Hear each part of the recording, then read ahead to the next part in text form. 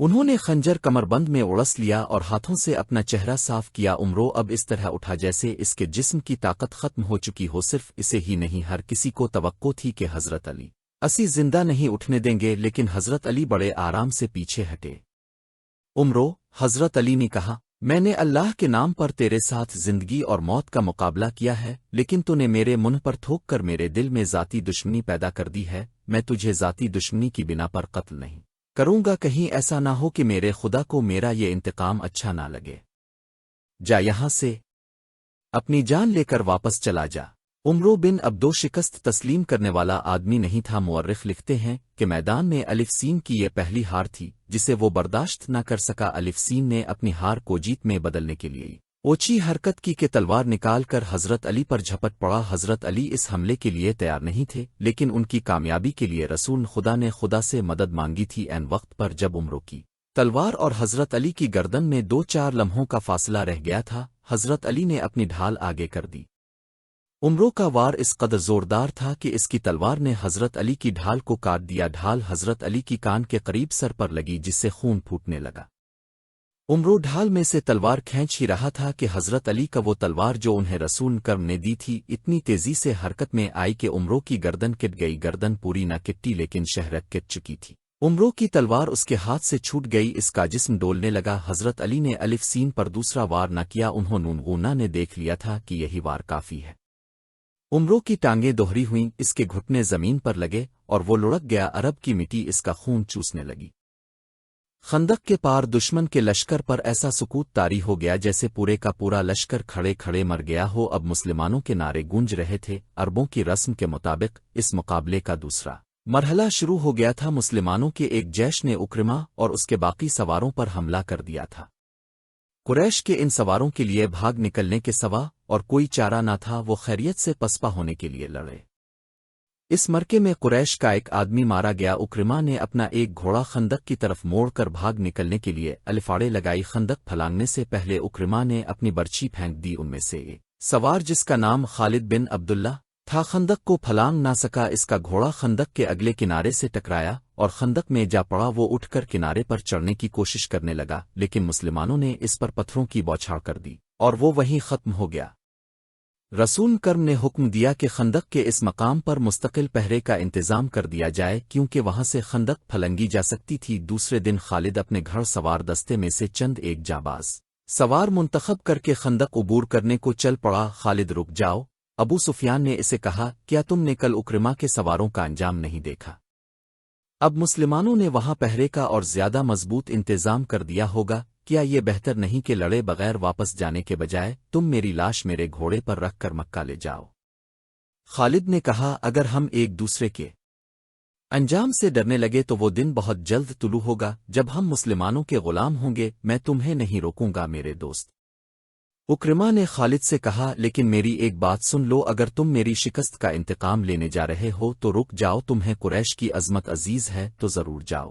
آج مدینہ کی طرف جاتے ہوئے خالد کو وہ لمحے یاد آ رہے تھے، اسے نہ اس وقت یہ خیال آیا تھا نہ آج کہ وہ یہ جانتے ہوئے بھی کہ خندق عبور کر کے بھی مارا جائے گا، نہ عبور کر سکا تو بھی مارا جائے گا، کیوں خندق کی طرف چل پڑا تھا۔ وہ 16 مارچ 627 کے دن کا تیسرا پہر تھا۔ خالد چند ایک منتخب سواروں کے ساتھ خندق کی طرف بڑھا۔ اس نے خندق پھیلانے کے لیے کچھ فاصلے سے اپنے گھوڑے کو الفاڑے لگائی، مگر اس مقام کے پہرے پر جو مسلمان کہیں چھپے بیٹھے تھے انہوں نے تیروں کا مینہ برسا دیا۔ خالد نے لگام کو پوری طاقت سے کھینچا اور اس کا گھوڑا خندق کے عین کنارے پر جا رکا۔ خالد نے گھوڑے کو پیچھے موڑا اور اپنے تیر اندازوں کو بلایا۔ اس نے سوچا تھا کہ اس کے تیر انداز مسلمانوں پر تیر پھینکتے چلے جائیں گے جس سے مسلمان سر نہیں اٹھا سکیں گے اور وہ خندق پھلانگ لے گا، لیکن مسلمانوں نے تیر اندازی میں اضافہ کر دیا۔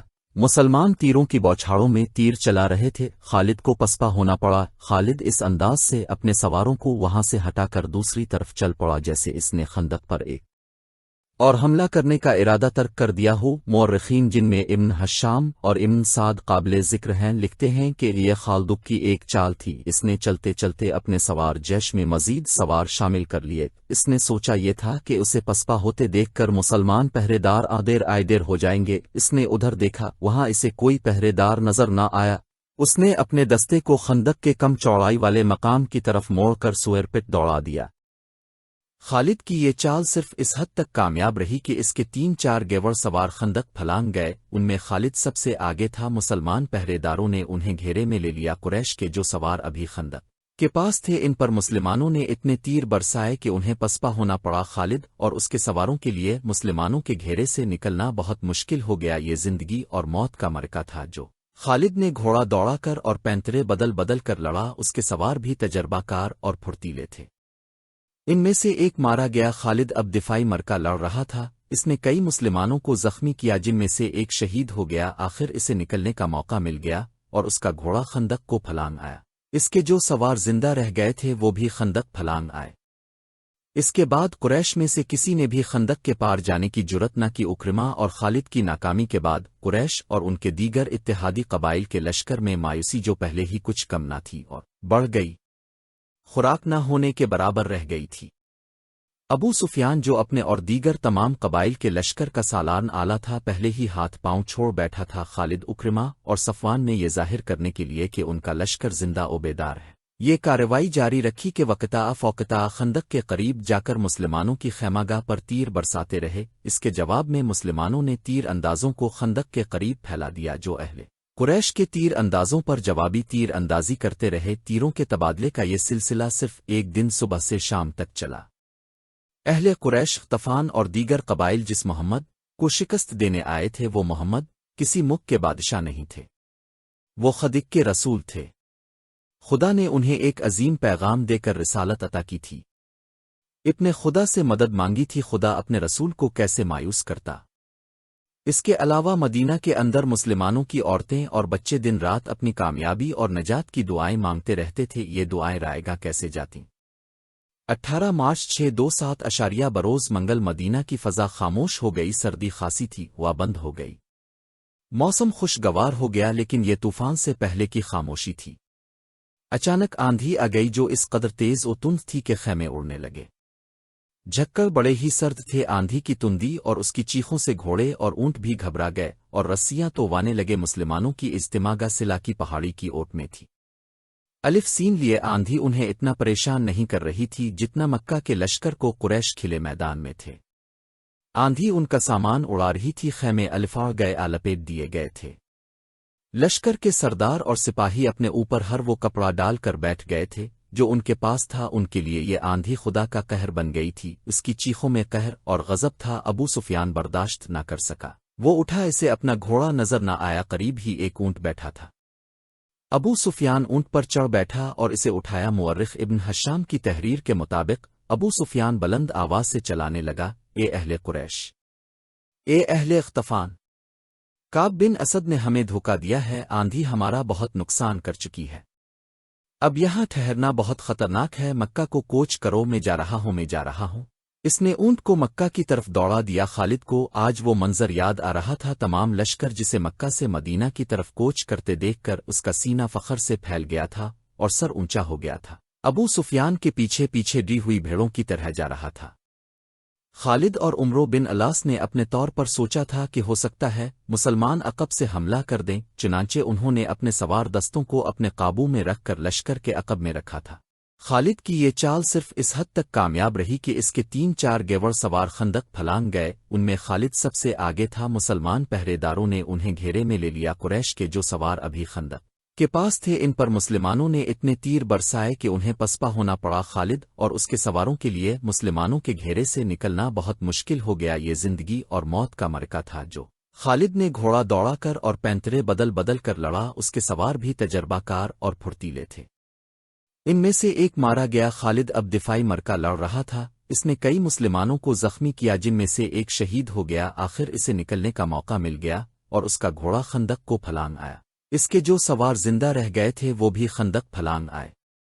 اس کے بعد قریش میں سے کسی نے بھی خندق کے پار جانے کی جرت نہ کی۔ اکرما اور خالد کی ناکامی کے بعد قریش اور ان کے دیگر اتحادی قبائل کے لشکر میں مایوسی جو پہلے ہی کچھ کم نہ تھی اور بڑھ گئی، خوراک نہ ہونے کے برابر رہ گئی تھی۔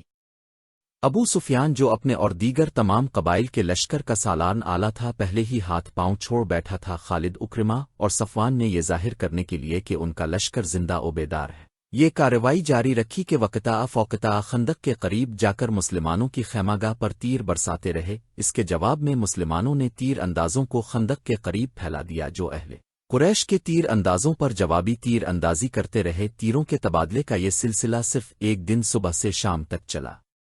اہل قریش، غطفان اور دیگر قبائل جس محمد کو شکست دینے آئے تھے، وہ محمد کسی ملک کے بادشاہ نہیں تھے، وہ خدق کے رسول تھے۔ خدا نے انہیں ایک عظیم پیغام دے کر رسالت عطا کی تھی، اپنے خدا سے مدد مانگی تھی۔ خدا اپنے رسول کو کیسے مایوس کرتا؟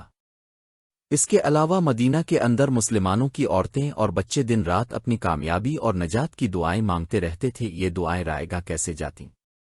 18 مارچ 627 بروز منگل مدینہ کی فضا خاموش ہو گئی۔ سردی خاصی تھی، ہوا بند ہو گئی، موسم خوشگوار ہو گیا، لیکن یہ طوفان سے پہلے کی خاموشی تھی۔ اچانک آندھی آ گئی جو اس قدر تیز و تند تھی کہ خیمے اڑنے لگے۔ جھکڑ بڑے ہی سرد تھے۔ آندھی کی تندی اور اس کی چیخوں سے گھوڑے اور اونٹ بھی گھبرا گئے اور رسیاں تو وانے لگے۔ مسلمانوں کی اجتماع گاہ سلا کی پہاڑی کی اوٹ میں تھی۔ الف سین لیے آندھی انہیں اتنا پریشان نہیں کر رہی تھی جتنا مکہ کے لشکر کو قریش کھلے میدان میں تھے۔ آندھی ان کا سامان اڑا رہی تھی، خیمے الفاڑ گئے، لپیٹ دیے گئے تھے۔ لشکر کے سردار اور سپاہی اپنے اوپر ہر وہ کپڑا ڈال کر بیٹھ گئے تھے جو ان کے پاس تھا۔ ان کے لیے یہ آندھی خدا کا قہر بن گئی تھی۔ اس کی چیخوں میں قہر اور غضب تھا۔ ابو سفیان برداشت نہ کر سکا، وہ اٹھا، اسے اپنا گھوڑا نظر نہ آیا۔ قریب ہی ایک اونٹ بیٹھا تھا۔ ابو سفیان اونٹ پر چڑھ بیٹھا اور اسے اٹھایا۔ مورخ ابن حشام کی تحریر کے مطابق ابو سفیان بلند آواز سے چلانے لگا، اے اہل قریش، اے اہل غطفان، کعب بن اسد نے ہمیں دھوکہ دیا ہے۔ آندھی ہمارا بہت نقصان کر چکی ہے، اب یہاں ٹھہرنا بہت خطرناک ہے۔ مکہ کو کوچ کرو، میں جا رہا ہوں۔ اس نے اونٹ کو مکہ کی طرف دوڑا دیا۔ خالد کو آج وہ منظر یاد آ رہا تھا، تمام لشکر جسے مکہ سے مدینہ کی طرف کوچ کرتے دیکھ کر اس کا سینہ فخر سے پھیل گیا تھا اور سر اونچا ہو گیا تھا۔ ابو سفیان کے پیچھے پیچھے ڈی ہوئی بھیڑوں کی طرح جا رہا تھا۔ خالد اور عمرو بن الاس نے اپنے طور پر سوچا تھا کہ ہو سکتا ہے مسلمان عقب سے حملہ کر دیں، چنانچہ انہوں نے اپنے سوار دستوں کو اپنے قابو میں رکھ کر لشکر کے عقب میں رکھا تھا۔ ابو سفیان نے ایسے حفاظتی اقدام کی سوچی ہی نہیں تھی۔ اس پسپا ہوتے لشکر میں وہ آدمی نہیں تھے جو مارے گئے تھے، اور اس لشکر میں نعم بن مسعود بھی نہیں تھے۔ قریش کا لشکر چلا تو نعیم صلی اللہ علیہ وسلم آندھی سے فائدہ اٹھاتے ہوئے خندق میں اتر گئے اور رسول کرم کے پاس پہنچ گئے تھے۔ آج خالد مدینہ کی طرف اسی راستے پر جا رہا تھا جس راستے سے الف سکا لشکر ناکام واپس گیا تھا۔ اسے شیخین کی پہاڑی نظر آنے لگی تھی۔ آندھی نے تارخن اسلام کا رخ موڑ دیا۔ آندھی نے یہ حقیقت واضح کر دی کہ خدا حق پرستوں کے ساتھ ہوتا ہے۔ رسول خدا کے دشمنوں کی پسپائی تنکوں کی مانند تھی جو آندھی میں اڑے جاتے اور انہیں ایک دوسرے کی خبر نہیں ہوتی۔ خالد کو یہ پریشانی لاحق تھی کہ مسلمان تعاقب کریں گے، لیکن مسلمانوں نے تعاقب کی سوچی ہی نہیں تھی۔ اس آندھی میں تعاقب اور لڑائی مسلمانوں کے خلاف بھی جا سکتی تھی۔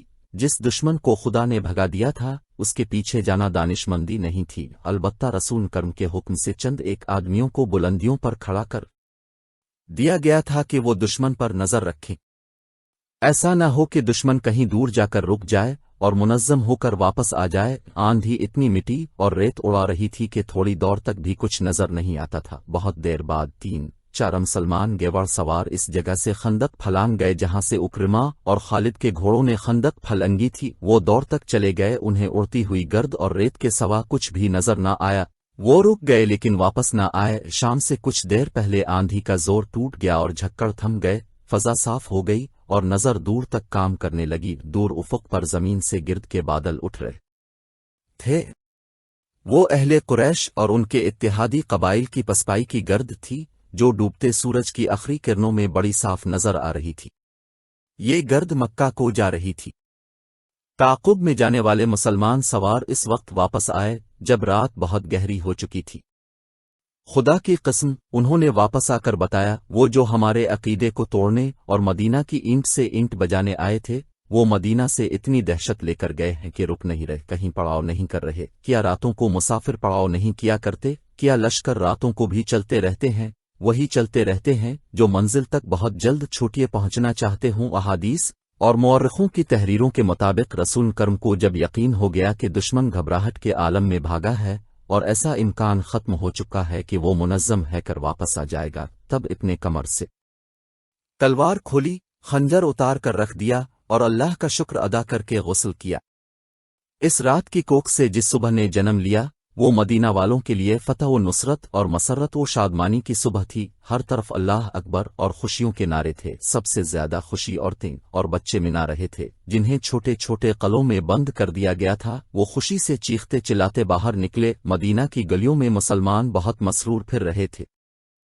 فتح کے اس جشن میں بنو قرظہ کے یہودی بھی شامل تھے۔ رسول کرم نے انہیں امن و امان میں رہنے کے عوض کچھ مراعات دے رکھی تھیں۔ ظاہری طور پر وہ مسلمانوں کو اپنا دوست کہتے اور دوستوں کی طرح رہتے تھے۔ اہل قریش کی پسپائی پر وہ مسلمانوں کی طرح خوشیاں منا رہے تھے، لیکن ان کا سردار کعب بن اسد اپنے قلعے نما مکان میں بیٹھا تھا۔ الفسا کے پاس اپنے قبیلے کے 3 سرکردہ یہودی بیٹھے تھے، اور اس وقت کی غیر معمولی طور پر حسین ہدن یوہاوا بھی وہاں موجود تھی۔ وہ گزشتہ شام اہل قریش کی پسپائی کی خبر سن کر آئی تھی۔ کیا یہ اچھا نہیں ہوا کہ ہم نے مسلمانوں پر حملے نہیں کیے؟ کعب بن اسد نے کہا، مجھے نعیم بن مسعود نے اچھا مشورہ دیا تھا۔ اس نے کہا تھا کہ قریش سے معاہدے کی ضمانت کے طور پر چند آدمی یرغمال کے لیے مانگو۔ اس نے یہ بھی کہا تھا کہ قریش اس سے دگنا لشکر لے آئیں تو بھی خندق عبور نہیں کر سکتے۔ میں نے نعیم کا مشورہ اس لیے قبول کر لیا تھا کہ وہ اہل قریش میں سے ہے، وہ اہل قریش میں سے نہیں۔ ایک یہودی نے کہا، وہ محمد کے پیروکاروں میں سے ہے۔ خدائے خدا کی قسم، تمہاری بات سچ نہیں ہو سکتی۔ کعب بن اسد نے کہا، وہ اہل قریش کے ساتھ آیا تھا مگر ان کے ساتھ گیا نہیں۔ اسی یہودی نے کہا، میں نے کل شام اسے مدینہ میں مسلمانوں کے ساتھ دیکھا ہے۔ اس وقت تک الف حلن قریش کا لشکر مدینہ سے بہت دور جا چکا تھا۔ پھر تمہیں کس نے بتایا ہے کہ وہ محمد کے پیروکاروں میں سے ہے؟ کعب نے کہا، میں ایسی بات کو کیوں سچ مانوں جو تم نے کسی سے پوچھا نہیں؟ میں نے اپنے ایک مسلمان دوست سے پوچھا تھا۔ یہودی نے کہا، میں نے نعیم کو دیکھ کر کہا تھا، کیا مسلمان اب قریش کے جنگی قیدیوں کو کھلا رکھتے ہیں؟ میرے دوست نے جواب دیا تھا کہ نعیم کبھی کا اسلام قبول کر چکا ہے، اسے مدینہ میں آنے کا موقع اب ملا ہے۔ پھر اس نے ہمیں مسلمانوں سے نہیں بلکہ مسلمانوں کو ہم سے بچایا ہے۔ کعب بن اسد نے کہا، اس نے جو کچھ بھی کیا ہے ہمارے لیے اچھا ثابت ہوا ہے۔ اگر ہم قریش کی بات مان لیتے تو مسلمان ہمارے دشمن ہو جاتے۔ ایک اور یہودی نے کہا، تم یہی کہنا چاہتے ہو نا کعب؟ مسلمان پھر بھی ہمارے دشمن ہیں۔ ہمیں محمد کے نئے مذہب کو یہیں پر ختم کرنا ہے، ورنہ محمد ہمیں ختم کرا دے گا۔